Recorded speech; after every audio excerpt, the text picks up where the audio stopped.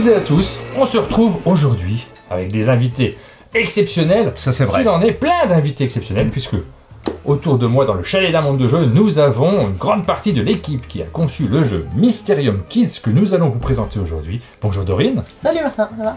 Ça va très très bien, tu viens représenter Libellude, oui. Et tu es venu dans tes bagages avec quelques invités, mais merveilleux comme c'est pas possible, puisque nous avons Yves Hirschfeld, oui, qui est parmi nous. Bonjour Monsieur Martin. Qui est l'un des deux auteurs du jeu, vous êtes oui. deux, hein? Oui, on est deux, il y a également mon camarade Antonin Bocara.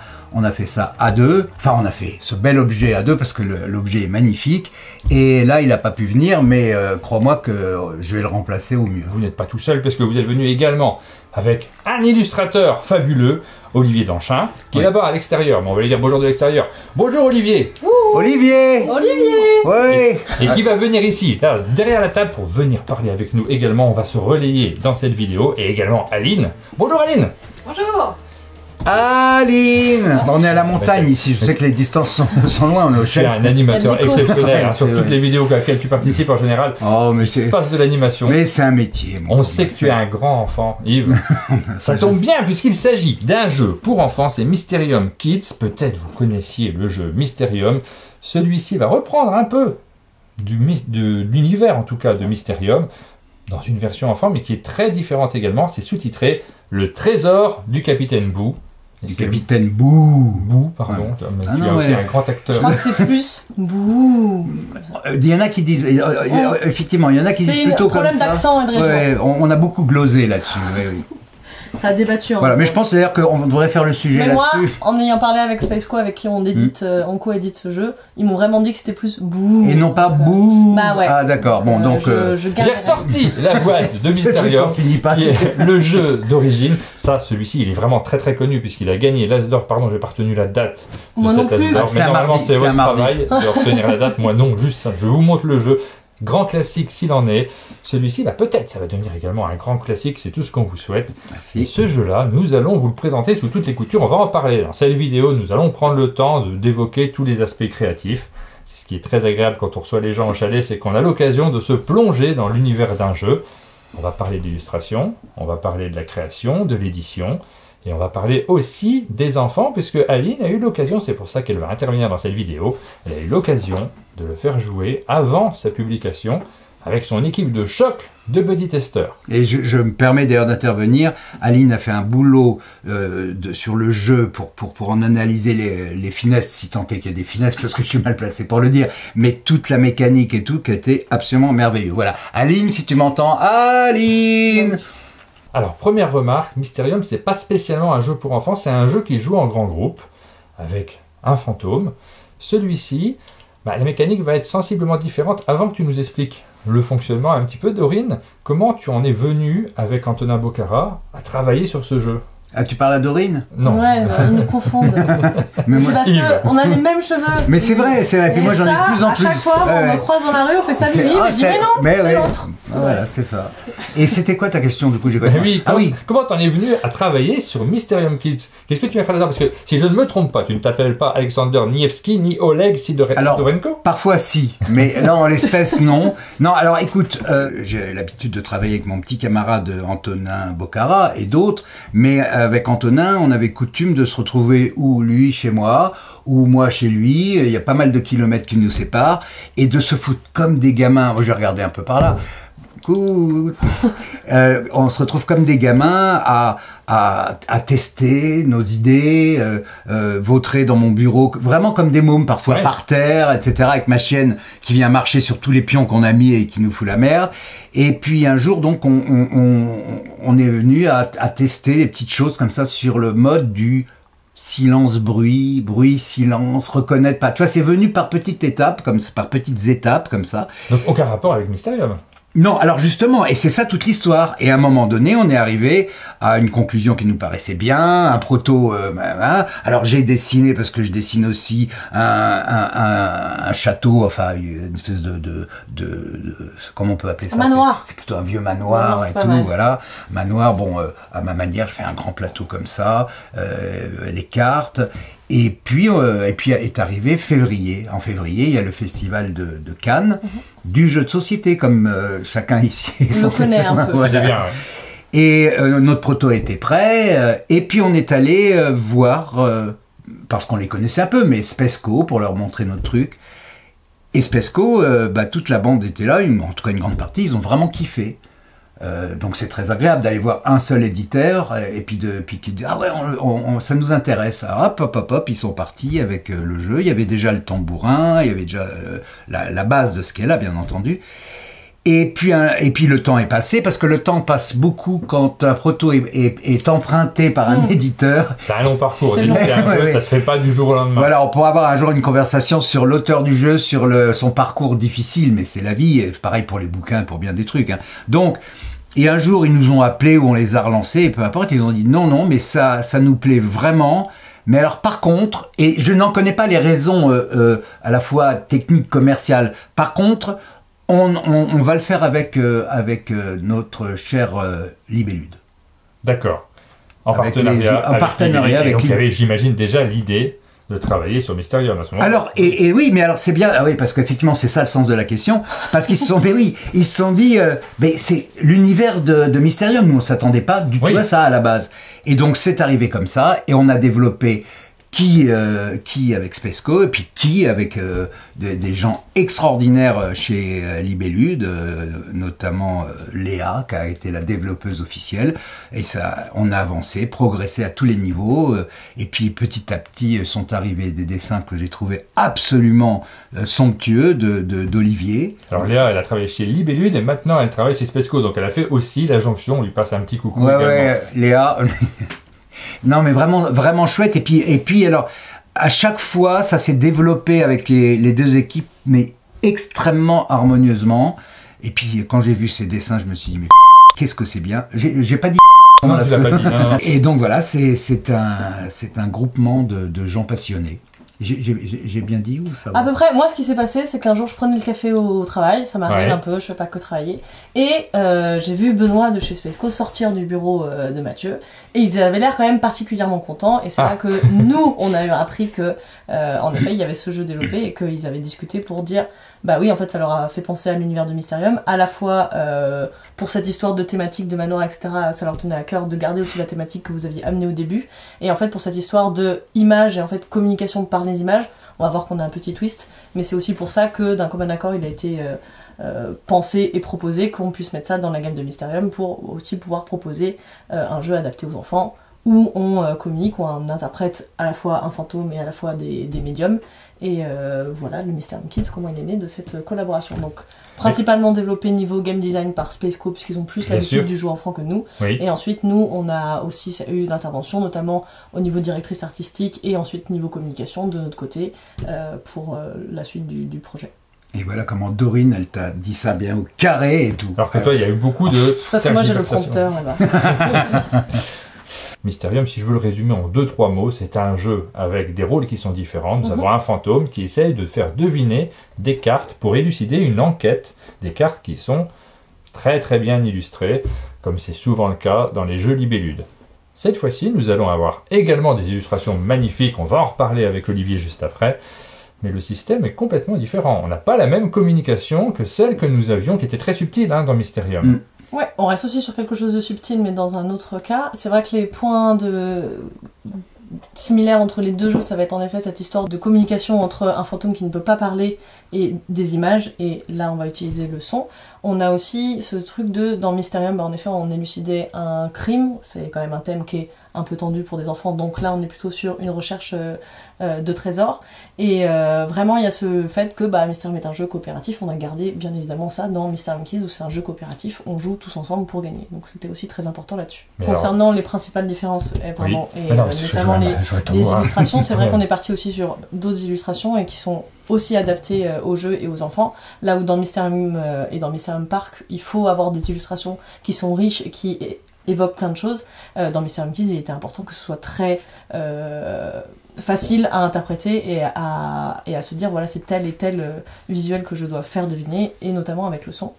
Est-ce que je te parle tout de suite un peu du jeu? On y revient plus tard. On va en parler tout de suite, effectivement. Là, je vous montre très rapidement les illustrations, mais on reviendra dessus juste après. Wow. Elles sont simples, et vous allez voir qu'il est très important d'adapter effectivement pour les enfants, pour avoir un graphisme qui soit facilement identifiable, et surtout qui rentre avec ce gameplay. Vous voyez qu'il y a un petit tambourin, et oui. ça, c'est dans pas la boîte. présent dans l'autre boîte. On nous a beaucoup demandé, est-ce que vraiment le tambourin il est dans la boîte? Bah oui, on va pas vous montrer que la moitié du matériel. Mais... C'est le premier argument qu'on peut dire aux parents si vous voulez que votre enfant se balade dans le salon avec un tambourin en criant, il est contenu dans la boîte. Nous on est responsable du jeu, on n'est pas responsable des enfants.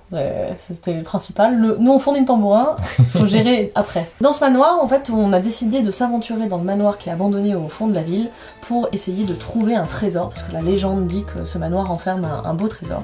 Et alors qu'on est en train de s'endormir parce qu'on n'arrive pas à trouver, il fait nuit, c'est vraiment abandonné, il y a des toiles d'araignée partout.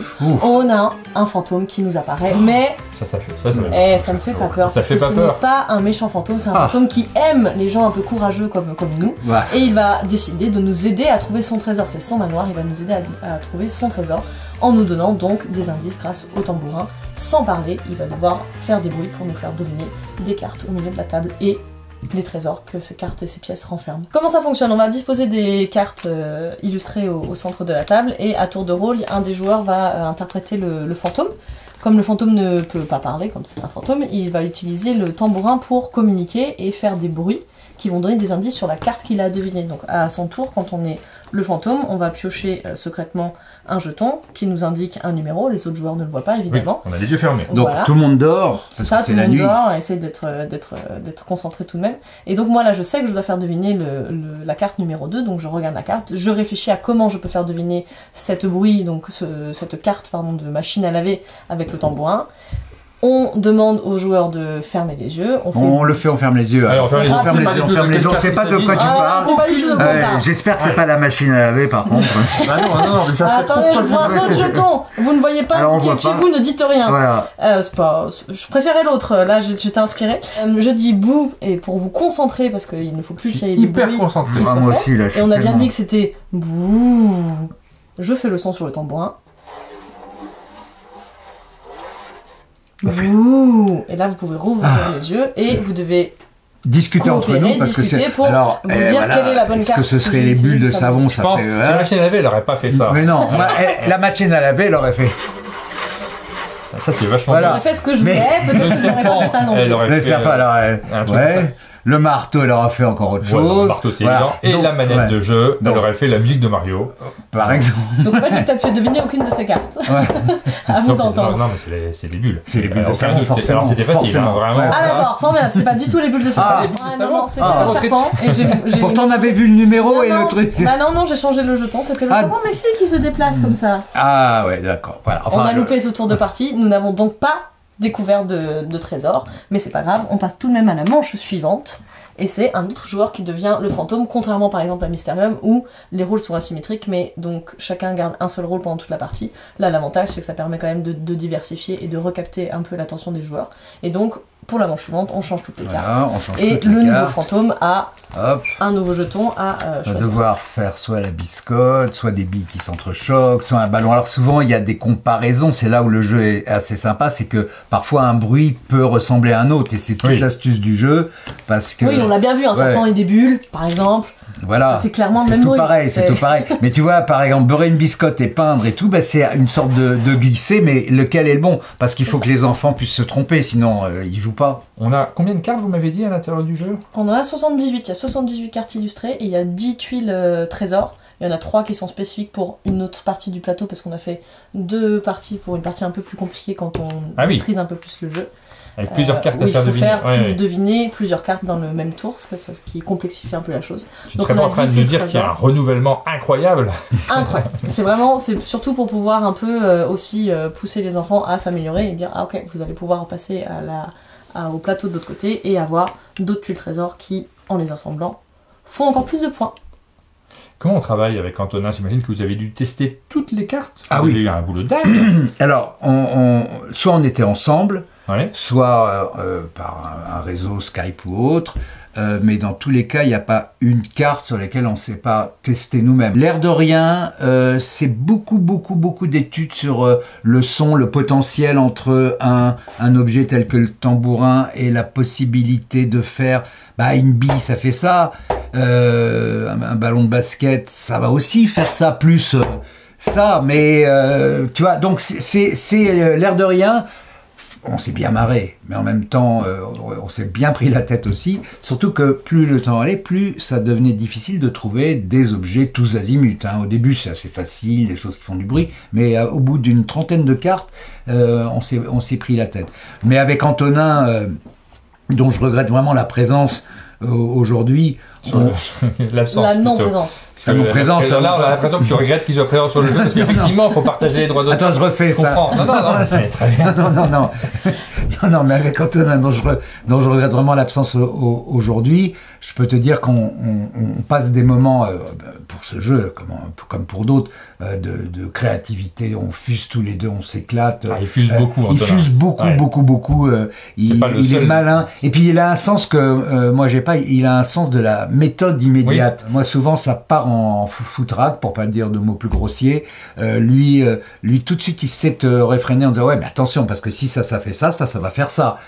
Moi, bon exemple. Moi, il me faut des mois pour arriver à comprendre ça, tu vois. Ça, c'est précis. Voilà, ça, c'est précis. Vrai, et donc, chaque image, là, c'est vrai. Là, on est après avoir trouvé une idée en général et qui fonctionne, c'est après que le travail commence. Puis c'est vrai que quand on l'a fait jouer, mais peut-être qu'Aline elle pourra revenir là-dessus quand elle sera là pour en discuter, il y a vraiment ce truc il y a certaines cartes qui en fait sont faciles, ou enfin plus ou moins faciles, et quand elles tombent en même temps que d'autres cartes, ça complexifie un peu la situation. Donc il y a vraiment juste des fois des parties où t'as vraiment 5 cartes qui se ressemblent, et il faut réfléchir un peu plus et avoir cette petite idée qui va permettre à celles et ceux qui écoutent de trouver la bonne carte. Et c'est ça qu'on a trouvé vraiment très chouette dans le design et dans les propositions de Yves et Antonin, de nous dire ok, c'est vraiment des objets du quotidien, on a l'impression que ça se ressemble tout et que ça fait tout pareil, et au travers de petits indices sur les illustrations, etc., et ça on pourra en parler aussi avec Olivier, il y a ce petit truc qui dit bah là ça va faire un bruit un peu pareil que les billes, mais là il y a du rebond, donc peut-être que je vais faire X rebond et j'essaie de correspondre au nombre de rebonds, etc. Donc il y a des petites subtilités pour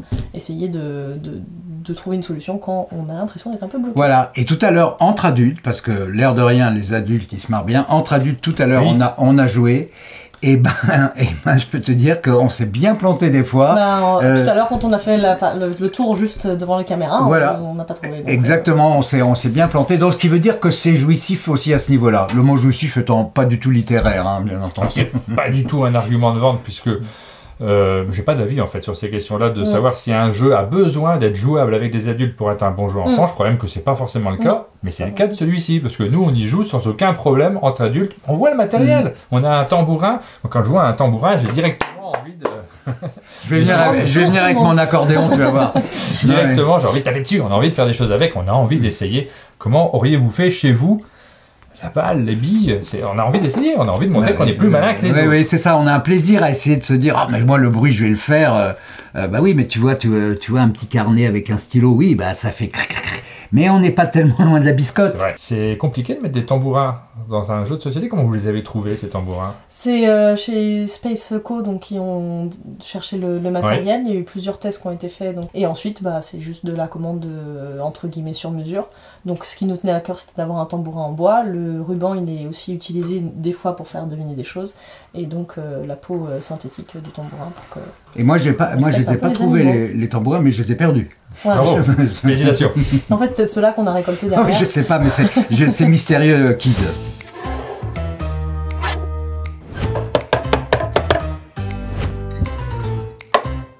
Bonjour Olivier. Bonjour Martin. On est ravis de t'accueillir au chalet. T'as pas fait un trop long voyage pour venir jusqu'à chez nous? Non, ça va, une petite heure, c'est pas très loin. Bonjour Olivier. Bonjour Olivier. Tu es l'illustrateur de Mysterium Kids. C'est pas ton premier jeu, tu m'as dit que tu en avais fait d'autres également chez Space Co, parce que c'est une coédition. Tout à fait, j'ai travaillé sur Unlock Kids, Unlock Kids 2 qui va sortir dans pas longtemps. Et puis Unlock aussi, un épisode d'Unlock, le Unlock 9, je sais plus exactement le terme, mais le sous-titre, mais ouais. Donc c'est du jeu pour... Alors Unlock c'est du jeu pour adultes, Unlock Kids c'est du jeu pour enfants comme son nom l'indique. C'est des approches qui sont sensiblement différentes et surtout, tu n'es pas illustrateur de jeu de base, tu as fait plein de choses dans le monde de l'illustration. C'est à la fois un petit peu ta découverte du monde du jeu, on peut dire, ces dernières années? Oui, ça fait à peu près 2 ans en fait que je travaille de plus en plus pour le monde du jeu, le monde du jeu de société, sachant que moi je suis joueur à la base depuis très longtemps. Et donc du coup, voilà, c'est de plus en plus en fait axer mon travail en fait sur l'illustration de jeux de société, il y a un grand plaisir.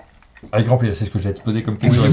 Parce que je connais très bien les illustrateurs, je connais un petit peu toutes les complexités et les difficultés qu'on peut avoir aussi à trouver du travail de manière générale. Ouais. À en vivre, c'est pas simple. On va pas parler de ça forcément aujourd'hui dans cette vidéo. On va pas. Non, mais non, du tout. Mais par contre, il y a quelque chose pour nous qui sommes joueurs d'extrêmement ludique. Est-ce que tu l'as retrouvé, toi, en tant qu'illustrateur, quand on travaille sur un projet comme celui-ci? Est-ce que c'est amusant d'une certaine manière? Oui, clairement, oui, c'est complètement amusant. C'est de toute façon, déjà, on se projette vraiment dans le jeu. En fait, on essaye au maximum de voir comment ça sera utilisé, comment le plateau va être perçu, les cartes, etc. Enfin, à chaque fois, pour le coup sur Mysterium Kids, le fait de devoir imaginer comment le son va être deviné. C'est déjà tout un challenge en soi sur certains éléments d'ailleurs, parce que je me suis dit mais comment ils veulent faire deviner un bruit pareil, et du coup ouais, c'est assez ludique.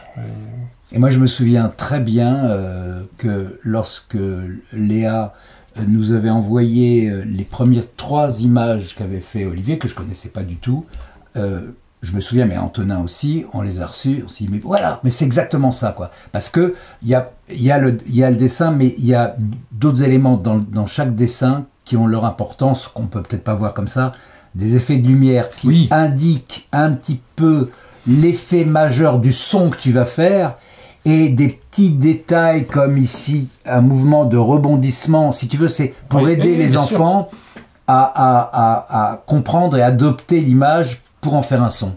On a du code en fait à l'intérieur de ces dessins-là, ce qui va beaucoup changer du Mysterium de base qui était extrêmement évocateur mais un peu plus onirique. Ici nous avons des images qui vont servir et le son est présent effectivement dans les illustrations. Il fallait parce que moi je pense que pour certains objets c'est très très difficile. Donc, du coup je pense une petite aide en fait visuelle était vraiment indispensable, et puis il fallait que ce soit dynamique surtout, c'est quasiment que ce qu'on appelle du propre, donc de l'objet. Et il fallait que ça bouge un petit peu, quand même, que ce soit un peu vitaminé. Donc du coup, voilà, il faut un peu tordre les choses, un peu tordre les objets, les perspectives, etc. Et puis donner ces petits détails visuels, en fait. Il y a un mélange entre des illustrations qui, effectivement, vont parler aux enfants, donc qui doivent être très évocatrices, et en même temps, cet univers qu'il fallait retransmettre, moi je trouve que c'est très réussi, mais est-ce qu'il y a eu pas mal de recherches? On se rend pas trop compte quand on voit le produit fini du travail qu'il y a eu pour l'illustrateur au début pour trouver la patte graphique. Disons que 12-13 minutes à peu près, ou 14 peut-être. non, en fait, c'est le vrai truc, c'est que moi Mysterium je connaissais pas, et en fait quand Benoît Forger m'a demandé si je voulais illustrer Mysterium Kids, j'ai dit oui, pourquoi pas, oui. Après j'ai découvert Mysterium et j'ai fait waouh. Les illustrations sont extrêmement belles en fait, donc, et du coup c'est assez intimidant. Donc oui, il y a une petite phase de recherche, etc. au niveau du ton, puis au niveau de la couleur aussi, puisque Maëva, la directrice artistique, en fait, m'avait demandé que ce soit un petit peu qu'on retrouve quand même la famille, en fait, Mysterium dans les illustrations de Mysterium Kids. Enfin, surtout des questions de couleurs, d'ensemble de couleurs, etc. Et puis oui, une ambiance. Donc oui, il y a pas mal de recherches en amont, et puis une fois que la thématique colorimétrique et puis graphique a été trouvée, là on déroule. Et puis alors il y a quelque chose, moi j'ai en plus apprécié, c'est que, je sais pas si c'est classique ou original, mais on est tout dans des gammes de couleurs qui se comprennent. Oui. Tu vois, parce qu'il n'y a pas de truc tranché, tout. On passe d'un bleu qui tend vers le mauve au mauve qui tend vers le bleu, tout ça. Il y a des rapports de couleurs. Il y a une charte graphique. Une charte graphique, c'est parfait, c'est joli comme tout. Moi, je veux l'acheter, ce jeu. C'est un très bon commercial, Yves. Je savais que tu étais un bon auteur, mais alors là, ce niveau de commerce, c'est merveilleux. Pas fait exprès. Mais ça, c'est un petit côté aussi qu'on retrouve en bande dessinée. Quand on construit une planche de bande dessinée, t'as vu, là, j'ai fait une planche de bande dessinée. On a des couleurs dominantes qui vont ressortir. T'as fait de la bande dessinée aussi? Donc, c'est de nombreux métiers de dessinateur? Nombreux, je ne sais pas. Non, j'ai pas fait de bande dessinée. C'est peut-être le seul truc qu'on m'a toujours demandé de faire, mais que je n'ai jamais fait. Non, j'avoue que c'est beaucoup de travail. Ah oui. C'est beaucoup. Un petit peu trop pour moi, peut-être. Mais du coup, ici, au niveau d'un jeu de société comme celui-ci, on a une immersion quand même qui est très forte, puisque le jeu nous emmène en voyage. Là, on a ce manoir, on a envie d'y aller, on a les objets avec lesquels les enfants vont jouer. Je sais pas quelle différence tu fais avec le travail que tu fais habituellement en communication, beaucoup tu m'as dit. Ouais, alors c'est très... pour le coup, il y a plus d'imaginaire en fait dans le métier en fait d'illustration de jeux de société. Il y a plus de liberté, on va dire. C'est très charté, au niveau des chartes graphiques, etc. Quand on bosse dans la com, en général, on doit respecter une charte graphique, et puis c'est assez contraignant. Tu vois, là ici, on est vraiment dans l'imaginaire total. on est beaucoup plus libre en fait, et en plus ça fait appel à des univers en général féeriques, fantastiques, etc. Donc c'est plus amusant, on va pas se mentir. Est-ce que tu veux faire mes 120 prochains jeux? Oui. Ouais, 120, oui, pourquoi pas.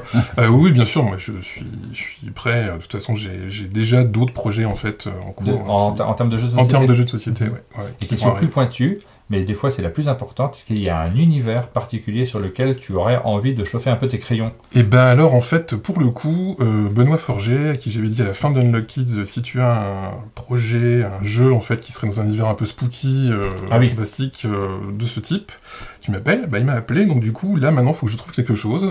Je pense que plutôt mais fantastique, heroic fantasy, des choses comme ça. Enfants ou pas, kids ou pas, mais ouais, c'est étant joueur aussi, et puis dans ce genre d'univers, ça me plairait un peu, ouais.